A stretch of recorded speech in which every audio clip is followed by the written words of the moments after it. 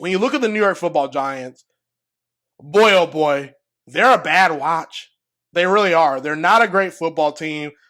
I could argue right now, if I were to choose, okay, which NFL team am I going to watch play football today?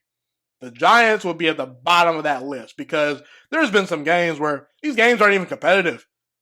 Did you see that Cowboys game of recent? Wasn't even close. It was an embarrassment. They should not be on national TV right now in America's Game of the Week. The Giants, get them up on television screen because it's a bad product to watch. This is not a great football team. The offense is awful.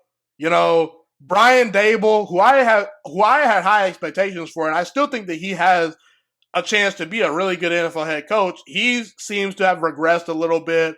The team just is flatly not very good. They do have some decent pieces on defense. Like Dexter Lawrence is a real big-time football player. Maybe arguably the best defensive tackle in the sport. He's anchoring that defense. The Giants' defense has some good pieces. Like I said, they're not awful, but the Giants' defense is not capable of carrying arguably the worst offense in the NFL and one of the worst offenses I've ever seen. I understand this team's dealt with injuries, but man, at some point, do you have any quality depth? If guys get hurt, guys have got to step up, and guys have not stepped up. So let me just say right now, when it comes to Caleb Williams, everyone's talking about him.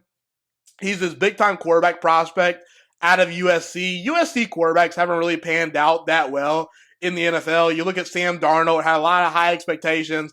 He kind of fell flat on his face in the NFL. He's a backup quarterback. You look at Carson Palmer. Carson Palmer had a solid career, but I don't think anything crazy to write home about. But Caleb Williams, he seems like he's the real deal. And I don't like to scout players based on the helmet. I scout players based on what I see on tape. And what I see on tape is Caleb Williams is dynamic. He's awesome. And there are multiple NFL teams that potentially should be tanking for Caleb Williams. I think the Patriots are a team that really should be tanking for him. They kind of need to throw in the towel, but I'm just going to stick to the Giants because I just talked about them. The Giants need to do everything they can to tank for Caleb Williams because this is a franchise that is in a big-time market that is getting outshadowed by the B team. Yes, the New York Jets are getting more talked about, are getting more buzz and more praise than the New York Giants. And that's probably going to be the case until Aaron Rodgers leaves town. Aaron Rodgers is this big megastar, draws a lot of attention, and when he's on the football field, Aaron Rodgers is a bad man.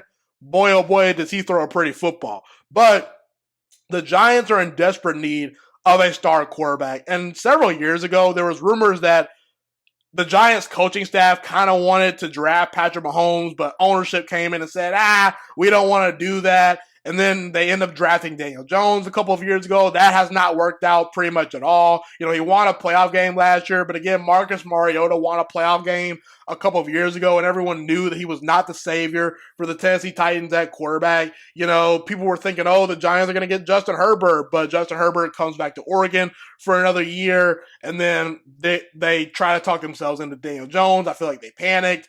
They need to draft Daniel Jones, but this is as obvious of a pick as you can get. If Caleb Williams is there with the first overall pick for the Giants and they're bad enough to tank for him, they need to go for it. This would be a guy that would provide instant juice for this franchise. And look, if you don't have the quarterback right, you're thrown into quicksand. It pulls your entire team, your entire franchise, your entire coaching staff down. But if you get the right quarterback, look at C.J. Stroud in Houston. Houston did not have high expectations this year. But C.J. Stroud, he just finds ways to make things work. He's a special quarterback, at least up to this point, a special thrower of the football. He just seems to make everything work. You look at Joe Burrow. Joe Burrow came into Cincinnati, instantly elevated that franchise. Caleb Williams has the talent to be that type of quarterback. Now, I will say, just because you get Caleb Williams, that doesn't guarantee a bunch of wins because the Giants' situation is not great overall. So they would need to continue to build this thing from the ground up.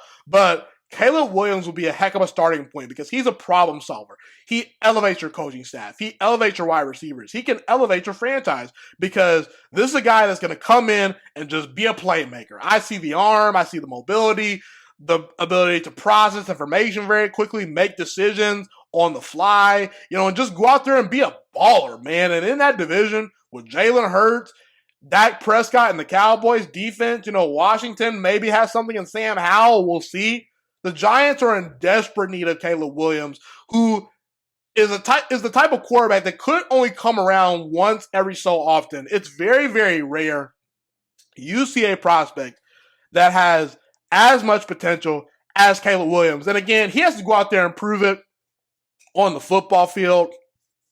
I'm not proclaiming Caleb Williams is automatically going to be a Hall of Famer, going to be an automatic Pro Bowler, but he is at least worth the risk. You owe it to this fan base, you owe it to this franchise to upgrade a quarterback. Daniel Jones, that is not New York Giants style of football. That is backup quarterback style of football. Got to get him out of there. And I think the Giants, they would serve themselves right if they tanked for Caleb Williams.